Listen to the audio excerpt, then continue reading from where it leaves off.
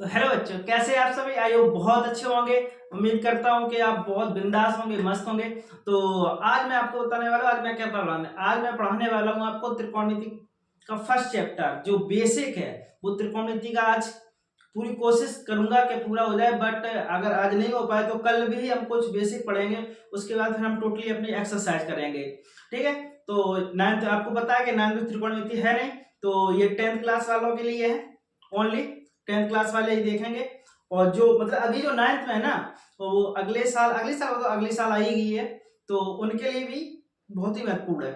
Done, उनके लिए इसलिए क्योंकि बेसिक से उनको पढ़ाना पड़ेगा, क्योंकि 9th में है नहीं बिल्कुल, तो यहाँ से पढ़ना बहुत जरूरी है। डन, तो देखते हैं। TRIGONOMETR done. ट्रिग्नोमेट्री, इसको कहते हैं त्रिकोणमिति। क्या बोलते हैं? त्रिकोणमिति। हिंदी में क्या बोलते हैं इसको? त्रिकोणमिति। डन। ये देखो तीन शब्दों से मिलकर बना। कौन कौन से? एक तो हो गया आपका त्रि, एक हो गया कोण, और एक हो गया आपका मिति। डन। कितने शब्दों से मिलकर बना? तीन शब्दों से। कौन कौन से? तिर, कोण, मिति। तिर माने तीन, तिर माने तीन, कोण माने कोण हो गया, और मिति मीन्स होता है माप। मिति मीन्स क्या होता है? माप। मिति मीन्स माप। यानी कि अगर डेफिनेशन की बात करें, परिभाषा की बात करें, किसकी बात करें? परिभाषा की, तो हम कह सकते हैं कि तीन कोणों की माप को, तीन कोणों की माप, तीन कोणों की माप को त्रिकोणमिति कहते हैं।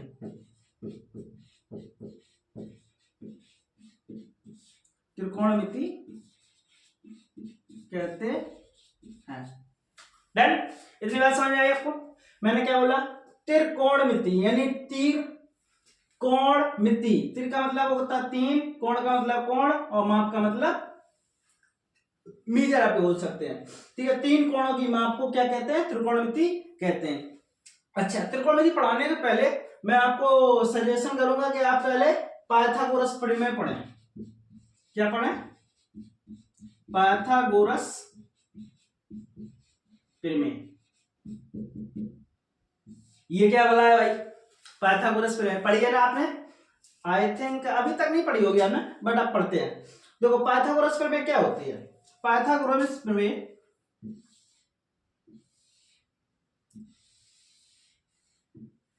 इसमें समकोण त्रिभुज का यूज होता है। किसमें होता है? समकोण त्रिभुज का। मान लो ये आपका समकोण त्रिभुज है, ये सही मैंने मैनेज करना है आप लोग, ए बी सी। डन। देखो ये जो कोण होता है यहाँ पे, एक कोण 90 अंश। समकोण त्रिभुज किसे कहते हैं? समकोण त्रिभुज। समकोण त्रिभुज किसे कहते हैं? जिसका एक कोण 90 अंश का हो, जिसका एक कोण 90 अंश का हो, उसे हम क्या कहते हैं? समकोण त्रिभुज कहते हैं। डन। तो देखो यहाँ पे क्या हो गया आपका? 90 अंश का हो गया। देखो ये जो चीज होती है इसको बोलते हैं लंब। क्या बोलते हैं? अपनी भाषा में बोलते हैं लंब।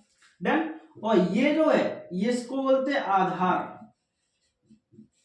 डन। और 90 अंश के सामने वाली भुजा ये क्या कहलाती है? कर्ण। क्या कहलाती है? कर्ण। डन।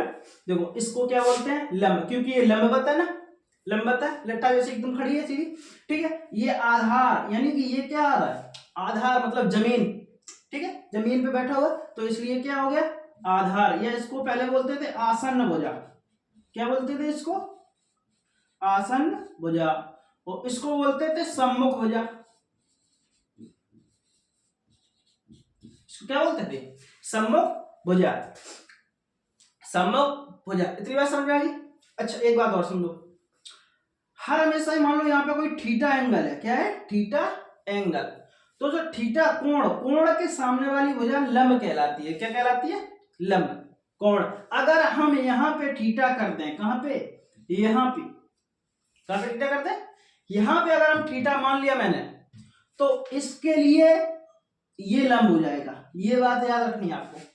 सबसे महत्वपूर्ण बात क्या है?